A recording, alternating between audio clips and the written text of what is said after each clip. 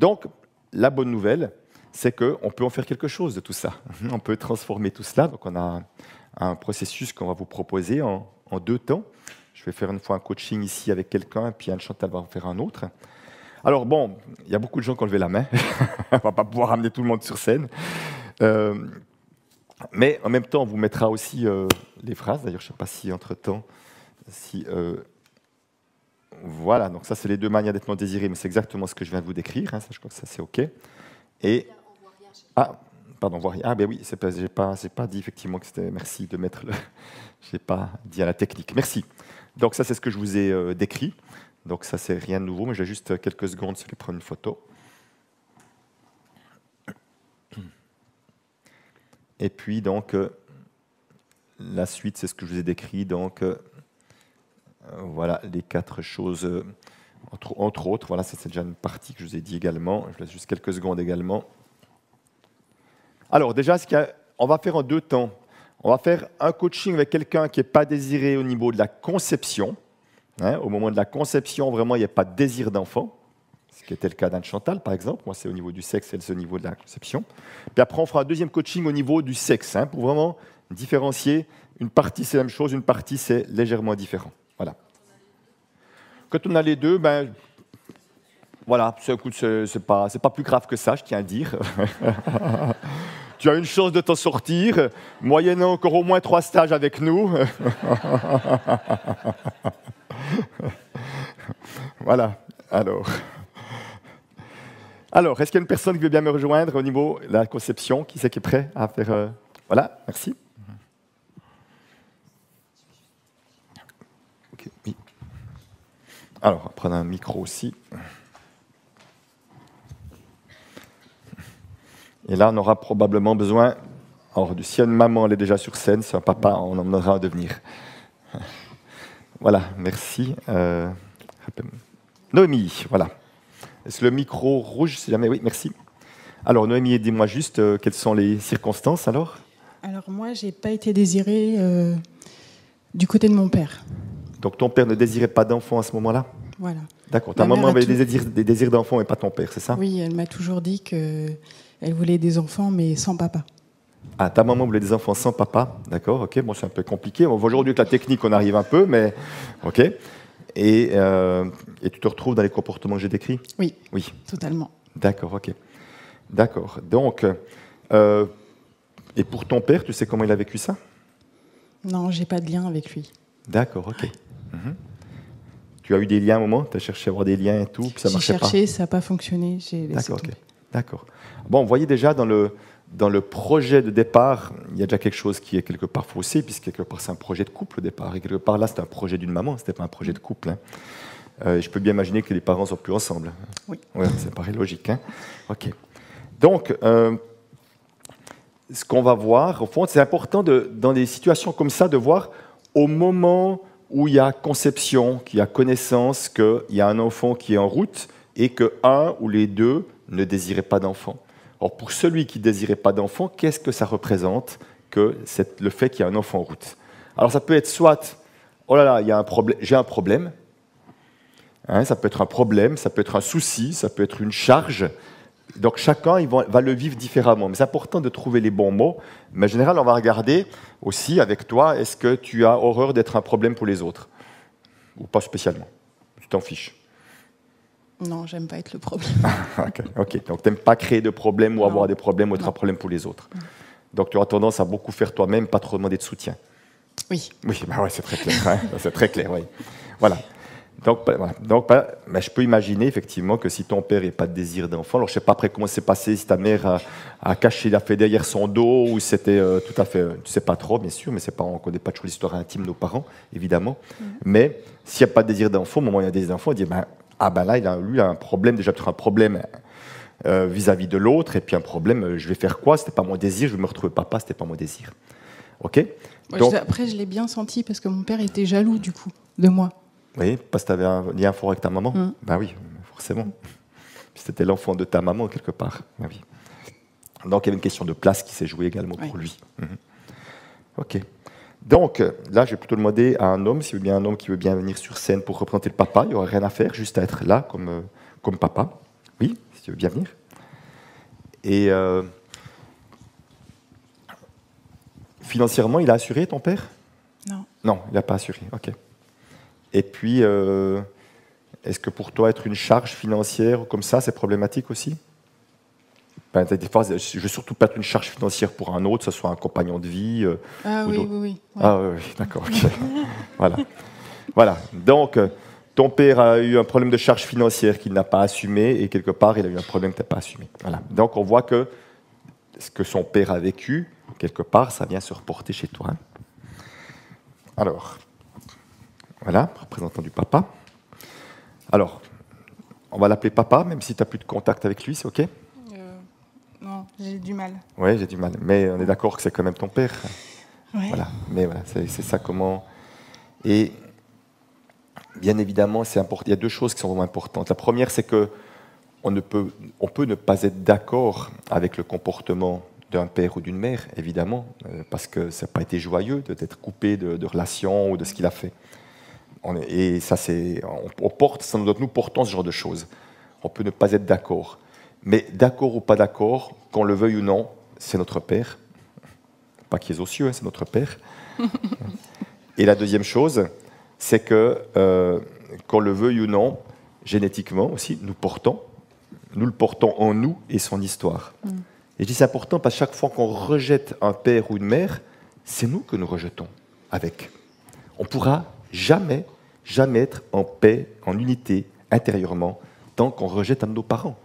Et c'est important de différencier, ne pas être d'accord du tout avec le comportement, de rejeter l'être humain qui a sa propre histoire, sa propre vécu, qui fait qu'il s'est comporté comme ça. Ça paraît imaginable? On essaye? Oui. Oui. OK. Alors tu vas regarder, tu vas dire papa. Puis il y a les émotions dans toute leur place. Hein. Je suis un problème pour toi. Je suis un problème pour toi. Et c'est merveilleux. Et c'est merveilleux. Enfin, tu restes au niveau du corps, regarde ce qui se passe. Voilà, s'il y a d'émotions, tu la laisses venir, elle a toute sa place. Hein. Et puis je t'invite surtout à le regarder, hein, parce que tu ne vas pas vraiment regarder à mon avis. Hein. Papa. Papa. Je suis un immense problème pour toi. Je suis un immense problème pour toi. Et c'est OK. Et c'est OK. Voilà, qu'est-ce qui se passe? Voilà, respire bien. Comment c'est dans ton corps? C'est un peu tendu. C'est un peu tendu, ok, ouais, je sens qu'il y a une émotion qui est là. Ouais. Voilà, donc c'est bien sûr que c'est ta venue au monde ou l'idée que tu allais venir au monde qui était un problème pour lui. Ça n'était pas dirigé contre toi directement. Mais on va voir qu'effectivement, là, je suis juste en train de mettre des mots sur ce qui était sa réalité, en fait. Hein. Et qu'au fond, tu le sais aussi. Oui. Donc tu sais que tu étais un problème pour lui, c'est juste, ok, on va le nommer, on va arrêter de se raconter des histoires.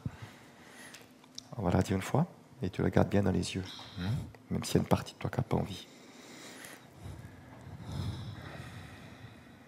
Voilà. Papa. Papa. Je suis un immense problème pour toi. Je suis un immense problème pour toi. Et c'est ok. Et c'est ok. Tu regardes, ça passe mieux dans le corps, ça se détend un peu. Ouais, ça se détend. Ça se détend, ok. Alors, on va aller sur la polarité. Papa. Papa. Je suis un cadeau de la vie. Je suis un cadeau de la vie. Avec et sans être désiré. Avec et sans être désiré. C'est comment pour toi de dire ça? T'as de la peine à y croire? Ça passe pas dans le corps, mais c'est comment? Je suis pas à l'aise avec les mots, en fait. Ok. Cadeau de la vie, t'es pas à l'aise avec ça? Non. T'as de la peine à te voir comme un cadeau de la vie, c'est ça? Ouais. Ouais, laisse venir. La Noémie, que tu le veuilles ou non, tu es un cadeau de la vie. Tu es là, c'est que tu es un cadeau de la vie, autrement tu ne serais pas là. La seule chose qui t'appartient maintenant, voilà, tiens, pas ces larmes, elles sont là dans toute leur place. On est là pour accueillir une partie de toi. Tu t'es pas autorisé à accueillir jusqu'à présent. Parce que je suis sûr que tous là, on voit tous le cadeau de la vie que tu es. Jusqu'à présent, tu n'as pas voulu le voir. On est en train de changer les choses ici. Tu veux bien regarder de nouveau? Papa. Papa. Je suis un immense cadeau de la vie, Je suis un immense cadeau de la vie, avec et sans avoir été désiré. avec et sans avoir été désiré.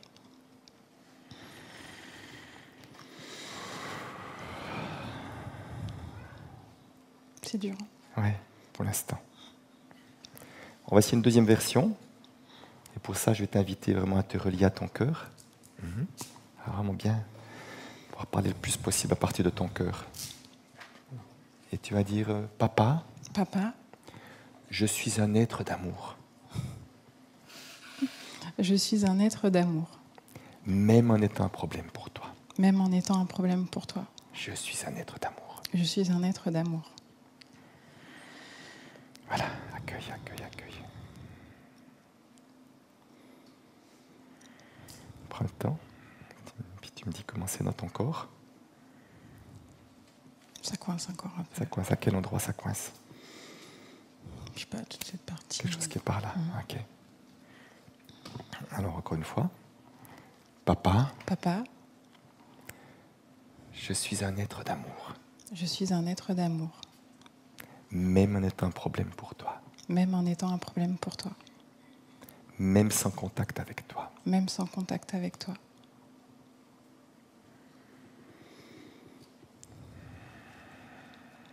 C'est mieux déjà. C'est mieux déjà, ok. Alors, on va juste travailler l'autre version aussi, puisqu'il y avait l'histoire de la charge. Tu vas dire, papa, Papa, tout petit peu de douceur. Papa, papa, je suis une charge, je suis une charge et c'est ok. et c'est ok. Je suis la plus belle des charges, Je suis la plus belle des charges et c'est merveilleux. et c'est merveilleux. Ça va? Ouais. Ça passe? Ouais. Ça fait même du bien, hein? Ouais. Ouais, c'est bon de s'autoriser à être une charge parfois. On peut être une charge pour l'État, on peut être une charge pour... voilà, quand on est d'un coup hospitalisé ou alité, on est une charge pour les autres. On se laisse aller comme une monstre charge, ça fait du bien. Si je veux jamais être une charge, je vais toujours vouloir tout assumer moi-même et tout, c'est épuisant. Tu peux mettre une charge pour un partenaire de vie et tout. Moi, j'essaie d'être une charge pour un Chantal, des fois. Je l'aime pas toujours. Alors, encore une fois, papa, Papa, je suis une charge, je suis une charge, une superbe charge, une superbe charge et c'est ok. et c'est ok.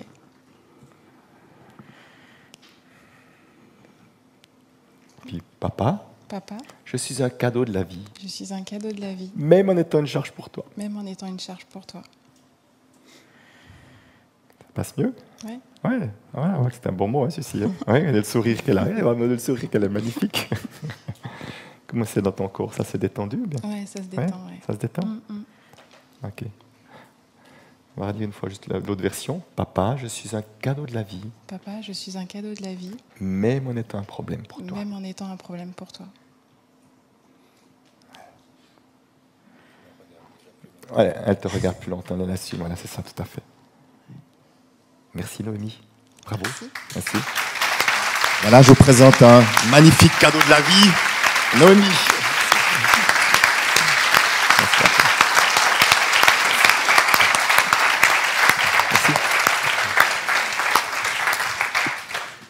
Donc, vous voyez, c'est paradoxal. Hein, en accueillant le fait d'être une charge, d'être un problème, je vais pouvoir me libérer de quelque chose et m'autoriser à être vu comme un problème ou être vu comme une charge, potentiellement, et que vraiment il y a quelque chose qui est plus tranquille et serein avec ça.